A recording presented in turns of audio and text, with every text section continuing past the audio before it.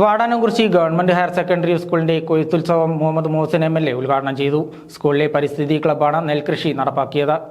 പാടത്തു നിന്നും പാടത്തിലേക്ക് എന്ന പദ്ധതിയുടെ ഭാഗമായാണ് വാടാനംകുറിശി ഹയർ സെക്കൻഡറി സ്കൂളിലെ പരിസ്ഥിതി ക്ലബ്ബ് വാടാനംകുറിശി അശ്വതി പാടശേഖരത്തിൽ നെൽകൃഷി ഇറക്കിയത്. 65 സെന്റ് സ്ഥലത്താണ് പൊന്മണി നെൽവിത്ത് ഉപയോഗിച്ച് നെൽകൃഷി നടപ്പിലാക്കിയത്. കൊയ്ത്തുത്സവം മുഹമ്മദ് മോഹസിൻ MLA ഉദ്ഘാടനം ചെയ്തു. നൂറുമേനി വിളഞ്ഞ് വളരെ നല്ല ഭംഗിയായി അതിന്റെ കൊയ്ത്ത് നടക്കുകയാണ്. അതിൽ ഏറെ സന്തോഷമുണ്ട്.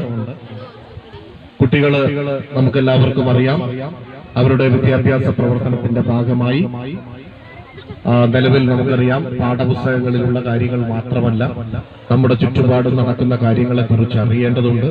അതിനുവേണ്ടി ഏറ്റവും പ്രധാനപ്പെട്ട ഒന്നുകൂടിയാണ് ഈ കൃഷി ഇറക്കുന്ന വിദ്യാർത്ഥികളുടെ നേതൃത്വത്തിൽ കൃഷി ഇറക്കിയത്. ഓരോ ഘട്ടവും കൃഷിയുമായി ബന്ധപ്പെട്ടുള്ള ഓരോ ഘട്ടവും എങ്ങനെയാണ് ഭക്ഷണം ഉണ്ടാകുന്നത് എന്നതിനെ കുറിച്ച് പഠിക്കാൻ കഴിയുന്ന രീതിയിൽ തന്നെ ഇതിന്റെ ഭാഗമായി വിദ്യാർത്ഥികൾ ഇൻവോൾവ് ചെയ്തിരിക്കുകയാണ്. നമ്മുടെ വാടാനംകുറിശി സ്കൂളിലെ വിദ്യാർത്ഥികൾ വളരെ ആത്മാർത്ഥമായിട്ട് തന്നെയാണ് ഇതിന്റെ ഭാഗമായത് എന്നതുകൊണ്ട് തന്നെ ഇങ്ങനെ കൃഷി ഇറക്കി നൂറുമേനി വിളയിക്കാൻ മറ്റുള്ളവരുടെ സഹായത്തോടു കൂടിയാണെങ്കിൽ പോലും വിദ്യാർത്ഥികൾ അവരുടെ പഠനത്തിന്റെ ഒരു ഭാഗം ഇതിനുവേണ്ടി മാറ്റിവെച്ചതിന് അവരെ ഓരോരുത്തരെയും ഈ ഘട്ടത്തിൽ അഭിനന്ദിക്കുകയാണ്. ഓങ്ങല്ലൂർ ഗ്രാമപഞ്ചായത്ത് പ്രസിഡന്റ് രതി ഗോപാലകൃഷ്ണൻ അധ്യക്ഷയായിരുന്നു.